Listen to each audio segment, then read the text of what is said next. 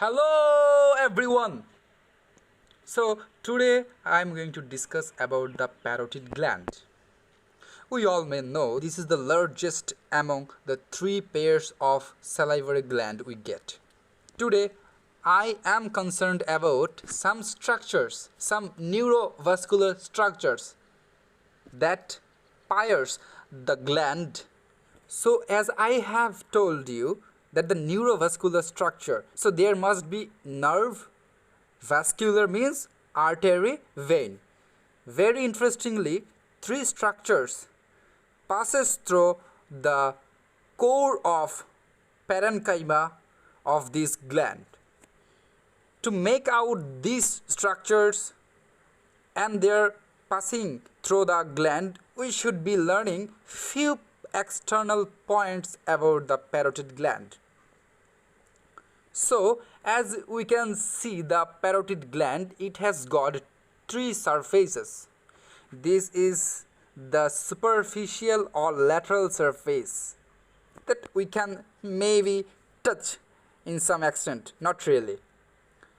And posteriorly, and medially we get two surfaces, the anteromedial surface and the posteromedial surface. And we really get some borders like the anterior border, the posterior border and the medial border. Okay. As I have told you, the neurovascular structure passes through it. So what is the nerve? Actually, if we go from superficial to deep, the first structure that we get is the nerve. Which nerve that is? Whoa! You really don't know? This is the queen of our face. This is the facial nerve. So, in its extracranial course, from the intracranial region, the facial nerve exits the intracranial region through the foramen called, we all must know, the stylomastoid foramen.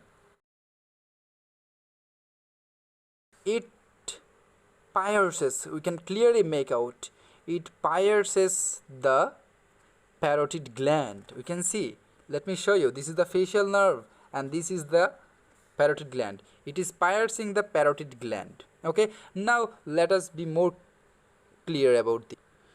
So as I have discussed that this gland has a posterior border and a posteromedial surface.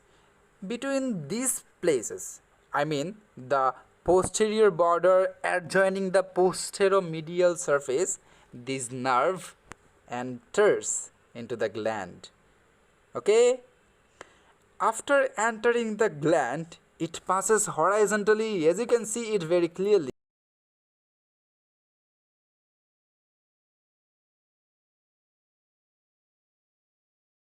So now, after piercing the gland in its posterior surface, adjoining the posterior border adjoining posteromedial surface, this nerve passes through the gland in a horizontal way. After piercing it in a very small extent, it gives off its five terminal branches of the facial nerve. So the five terminal branches of the facial nerves are given off by the main nerve at the substance of the parotid gland. And here the medical persons have found really interesting something. Look, this thing is something like the foot of the goose. So these have been named as the pes anserinus. That means the main facial trunk is given of its five branches in such a manner that it looks like the feet of the goose, and this is called the pes anserinus. So now we should be concerned about the names of the branches. Actually, the name of the branches are too easy to understand because the area that these branches are supplying are named just like that. So For better understanding, put your 5 fingers in the lateral aspect of the face. Okay, just keep maximum gap between the fingers.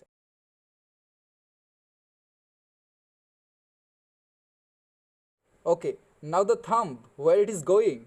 You can see the thumb is going to the temporal region. So the very first branch is the temporal branch. Then the index finger is passing through your zygomatic bone, isn't it? I must say it is. So the second branch is called the zygomatic branch.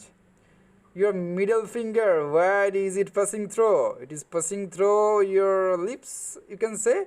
So it is named as buccal branch. Okay, dude. Now your ring finger, isn't it somewhere placed near about the mandible? Isn't it marginalizing the mandible? Okay, so it is marginal mandibular. And the last, your little finger, it must be directed downwards towards the cervical region. So it is named as cervical. So it is very easy to make out.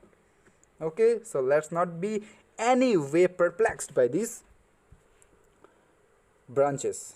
Okay, so these all branches leaves the substance of the parotid gland through its anterior border, as I have already shown you the anterior border. So this was all about the superficial structure. Now in the middle, what is it? Okay, in the middle portion there is vein. By the union of superficial temporal and the maxillary vein, there is the formation of retromandibular vein.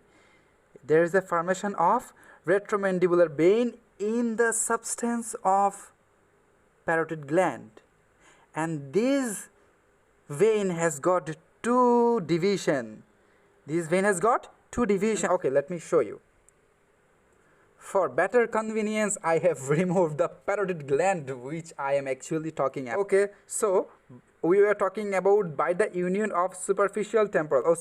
By the union of superficial temporal and the maxillary vein, there is the formation of retromandibular vein. And this retromandibular vein is formed within the substance of the parotid gland. Don't you believe it? Should I call back the parotid gland? No, I think you should believe this. So the vein has got two division, the anterior division, the posterior division. Okay, the anterior division is going to meet the facial vein, and they are going to form the common facial trunk, which is further draining into the internal jugular vein. Okay, what about the posterior? The posterior division is going to meet with the, okay, I am not showing it here, is going to meet with the posterior auricular vein, and they are going to form the external jugular vein. Okay, so let me call back our friend parotid gland. So the second structure from superficial to deep, just after the facial nerve we get the retromandibular vein. The most deep structure that passes through the parotid gland is the external carotid artery. The external carotid artery enters the gland from its posteromedial surface, and after entering into the substance of the parotid gland, it gives off 3 branches, 2 terminal and 1 posterior branch. We know the terminal branches, the 2 terminal branches of external carotid artery is the superficial temporal artery and the maxillary artery. Here we see the maxillary artery, and another posterior branch of the external carotid artery is posterior auricular, which is also given off from the substance of this parotid gland. So we have talked about all three structures from superficial to deep that are passing through the structure of parotid gland. Now another interesting fact. Look, the vein and artery, that means the vessel passes through the substance of the gland in a vertical manner.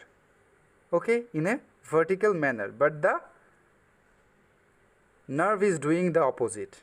The nerve is passing through the substance of the gland in a horizontal disposition.